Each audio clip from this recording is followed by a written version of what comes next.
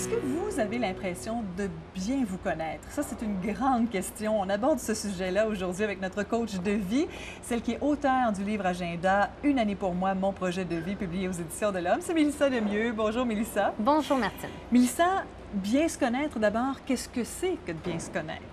Bien se connaître, c'est d'être capable de savoir les petites ficelles qui nécessairement tirent sur nous. Quand on fait des choix, quand on a différentes actions, il y a qui viennent de notre expérience, de nos blessures, de notre parcours, qui viennent de notre personnalité. Il y a des influences. On a nos ressources, on a nos limites. Et plus on a une connaissance approfondie de ces éléments-là de notre personne, plus quand on arrive face à un choix, face à une transition de vie, quand les chemins se séparent, vraiment qu'on a à choisir à gauche ou à droite, on sait qu'on a tendance à aller vers la gauche, puis on fait ouais, mais moi, je suis quelqu'un, par exemple, qui me défile facilement. Alors là, c'est vraiment là où on atteint notre liberté. C'est là où on est en pleine possession de notre pouvoir personnel parce que notre choix, on le fait en connaissance de cause. J'ai tendance à. Est-ce que je suis ma tendance ou pas? Parce que la tendance, comme elle est tributaire de notre personnalité, de notre vécu et tout ça, on va toujours en avoir une. On ne peut pas venir qu'à se connaître jusqu'au point où on est complètement dénué de toutes ces tendances-là ou de toutes ces influences-là. Mais la différence, c'est au lieu d'être mise en boîte, tu sais, des fois, on critique à cet effet-là les typologies de la personnalité. Hein? Toi, tu es un type 3, puis toi, tu es un type, entrepreneur, ces choses-là, parce qu'on a l'impression que c'est très, très contraignant. On catalogue les gens. On catalogue les gens. Alors, en fait, c'est quoi notre stéréotype? Parce que le jour où on le connaît, on n'est plus catalogable en quelque sorte, parce qu'on arrive à le dépasser. C'est de connaître et reconnaître nos qualités, nos défauts.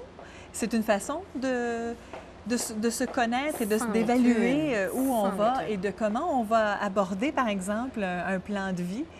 C'en est une et ça va beaucoup plus loin que ça. Bon. C'est un talent qui nous permet, entre autres, de distinguer nos désirs de nos besoins. On a toutes sortes de petits désirs. On aimerait ça avoir une TV, on aimerait ça avoir une nouvelle voiture. Ou bon, là, j'utilise des exemples matériels parce qu'ils sont faciles d'accès, mais en bout de ligne, c'est quoi le besoin? Pourquoi? Bien, parce que j'ai besoin de me divertir, je trouve mon quotidien lourd. Ah! Pourquoi? Le pourquoi, là, c'est vraiment un petit outil clé là-dedans. Ah oui, pourquoi est-ce que c'est lourd comme ça? Bien, parce que j'ai l'impression de ne pas voir passer mon temps, parce que les choses s'enfilent les unes à la file des autres. Ah, c'est quoi ton besoin? Bien, j'aurais besoin d'avoir plus de temps. Bon, bien, c'est peut-être pas une TV que tu as besoin. C'est peut-être des outils de gestion du temps. Oui. Et quand on est capable de retracer comme ça la source, le besoin derrière le besoin, derrière le besoin, puis qu'on remonte à la racine, on trouve vraiment l'essence. Et là, on n'a plus une seule solution qui était acheter notre TV parce que ça va nous aider à nous décontracter. On a une multitude de solutions. Alors, d'apprendre à cibler là, vraiment là, nos penchants, qualités, défauts et ce qu'on aime, ce qu'on n'aime pas, et de se questionner. Oui. Maintenant, pour mieux se connaître, il y a certainement un plan et la requête du coach, hein, parce qu'on aime ça suivre avec notre livre. J'espère d'ailleurs que vous l'avez. C'est concret. Hein? Exactement. On veut y aller d'exercices concrets pour pouvoir le vivre dans notre quotidien et le mettre en application. Oui.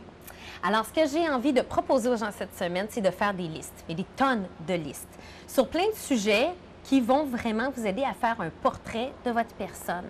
Et quand je parle de ces sujets-là, on parle, bon, évidemment, on a nommé nos qualités, quels sont vos dons, vos talents. Vous allez les reconnaître parce que c'est les endroits de votre vie où il y a de la facilité. Hein? Pour vous, ça a l'air de couler, d'aller de soi.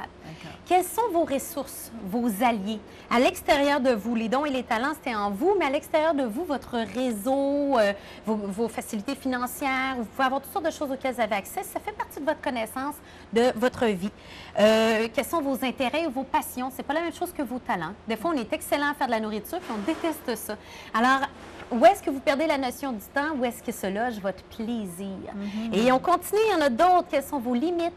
Quelles sont vos faiblesses? Quels sont vos outils personnels, vos forces où vous dites, bien, j'ai déjà surmonté cette épreuve-là dans le passé. Donc, quel est votre historique? Entre autres, quelle est la vision que votre entourage a de vous? Alors, vous êtes capable de faire des listes d'éléments. Je pourrais continuer, j'en ai plein d'autres. Quelles sont vos valeurs? Les choses qui vous font agir pour, vers quelque chose. Quelles sont vos contre-valeurs, comme l'injustice, qui vous font réagir contre? Et quel est votre héritage familial? qu'est-ce qui vous appartient ou ne vous appartient pas. La liste peut continuer comme ça à l'infini, donc je vais arrêter là parce que ce que je veux cibler, c'est vraiment parmi une liste de 20 items, resserrer le tout ensuite.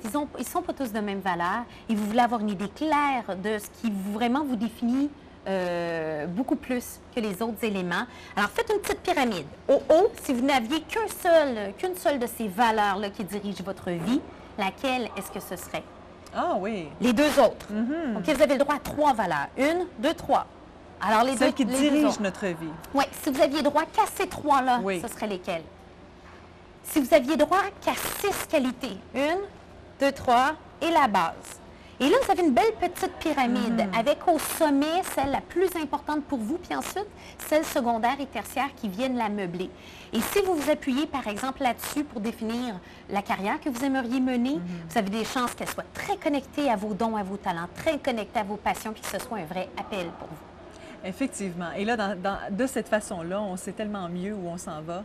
Et qu'est-ce qu'on doit... On accepte de se lancer dans quel projet et avec quelle énergie, parce qu'on met notre énergie aux endroits où, là, ça nous ressemble le plus. Okay. Il y a une image magnifique que j'ai lue, je crois que c'est Stephen Covey, dans les 7 habitudes des gens les plus efficaces. Il disait que bien se connaître, ça fait la différence quand vous montez les échelons de l'échelle, de vous assurer qu'elle est appuyée sur le bon mur. Ah, oui. Et le bon mur, c'est celui de la vie que vous et vous seul désirez mener, plutôt que celle que votre entourage voudrait vous voir faire, ou celle que vous croyez, la personne que vous croyez que vous devriez être et qui est peut-être un peu plus loin et qui déjoue votre bonheur. Alors, plus vous connectez à ce fameux mur, à ce fameux édifice, ce château qui est le vôtre, plus le fait de monter les échelons vous amène à votre épanouissement. Et devenir ce que l'on veut être et non pas ce que les autres veulent que l'on devienne. Alors ça, c'est déjà une distinction importante. Alors, apprenez à mieux vous connaître grâce aux fabuleux conseils de notre coach de vie qui va poursuivre sa route avec nous à Porte-Bonheur. D'ailleurs, la semaine prochaine, on lance notre regard vers l'avenir. Ce sera le sujet abordé la semaine prochaine. Absolument. Merci, Mélissa.